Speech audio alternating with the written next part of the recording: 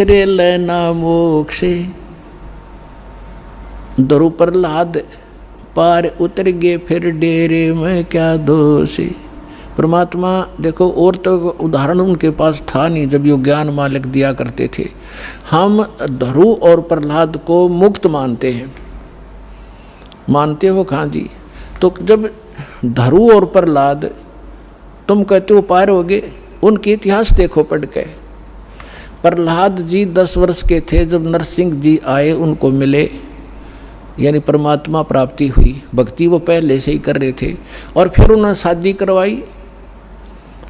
और जो राजा बलि था जिसने वो 100 अश्वमेघ यज्ञ करी थी इंद्र की गद्दी प्राप्त करने के लिए, और जिसके लिए भगवान आए थे 52 रूप बना के, तो वो प्रहलाद का पोता था, बैलोचन का लड़का था।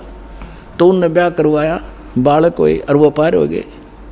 और ध्रुव का भाई था उत्तम, उसकी मृत्यु हो गई थी। फिर ध्रुव ने ब्याह करवाया और उत्तम वाली पत्नी भी उसके साथ रखी उसने, तो वो भी पार हो गया। तो कहने का भाव ये नहीं है कि तुम जो बकवाद करते हो कि ब्रह्मचारी जंगल में गए वह पार होंगे, नहीं। अगर ब्रह्मचारी पार हो तो ये हिजड़े तो सब तो पहला पार हो जा, उनका तो 5-6 नंबर आवे। लेकिन मोक्ष होगा भक्ति से, चाहे ब्रह्मचारी हो रहा कर लो, और चाहे ये खुसरे कर लो, और चाहे गृहस्थी कर लो। दुराचार बुरा बताया, ये तो वैसे अच्छा नहीं, वैसे भी बेहुदी बातें हैं। तो कहने का भाव है भक्तों के तो वैसे सतर के काम नहीं है। तो इस प्रकार क्या कहते हैं, डेरे डांडे खुश रहो, डेरे डांडे खुश रहो, खुसरे लेना मोक्ष। और ध्रुव प्रहलाद भी पार हो गए। फिर गृहस्थी में के दोष, अपने आत्माओं ये नो काम बिगाड़े हैं। एक बार गरीबदास साहिब जी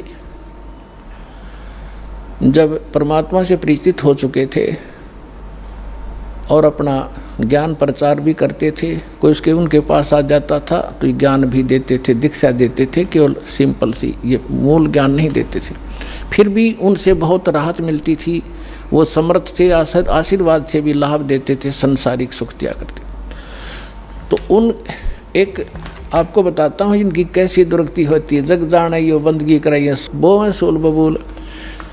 एक बेरी गांव है रोहतक जिले में, अब वो झज्जर में हो गया। तो वहाँ का उस गांव का एक व्यक्ति था हरलाल नाम का, और वो धार्मिक व्यक्ति था घना। उसने एक साधु रख लिया अपने घर पे कि महाराज आप यहाँ रहो। उसके लिए एक चौबारा बनवा दिया ऊपर, आप यहाँ रहो, हमने सेवा मिल जाएगी, हमारे कर्म बन जाएंगे, आपकी भक्ति बन जाएगी। आपने भक्ति करनी है, आप बाल ब्रह्मचारी हो, घर छोड़ रखा कहाँ भाई, ठीक है, होगी सेटलमेंट। उसका ऊपर चौबारा बना दिया, एकांत में उसको बढ़िया भोजन दे सुबह शाम, और वो अपना भजन करे, जैसा भी वो सोच रहे थे वो भजन करे। और वो भजन उसके पास भक्ति थी ये नहीं हुआ। तो क्या हुआ कि वो क्या करता था, बढ़िया माल खावे और आप खावर सो जावे, या जिसी भक्ति थी अटपट की वो साधना करे थोड़ी बहुत देर, वो भक्ति मोक्षदायक थी नहीं। तो क्या हुआ, कुछ दिनों के बाद उस संत की मृत्यु होगी, अंतिम संस्कार कर दिया। तो पहले क्या करते थे कि गांव के जो किसान लोग थे बैलगाड़ी रखा करते थे, और ट्रांसपोर्ट का जो काम होता था आजकल ट्रकों से होता है, पहले बैलगाड़ियों से करा करते थे। तो बेरी से और इधर नजफगढ़ साइड में जाया करते थे।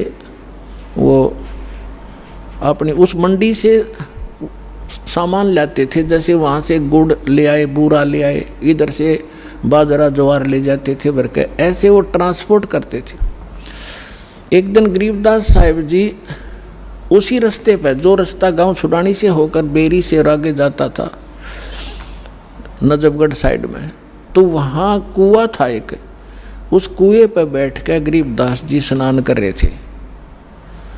सुबह सुबह गर्मियों का मौसम था, 5 बजे उधर से वो हरलाल गाड़ी लिए आ रहा था। और उसने जो बैल एक जोड़ रखा था, वो बैल था गोरे कलर का, लाल रंग का।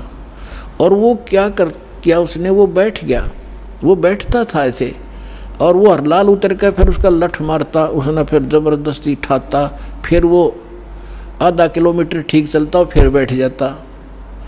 तो वो कुदरती वहाँ बैठ गया आकर जहाँ गरीबदास जी नहा रहे थे, स्नान कर रहे थे।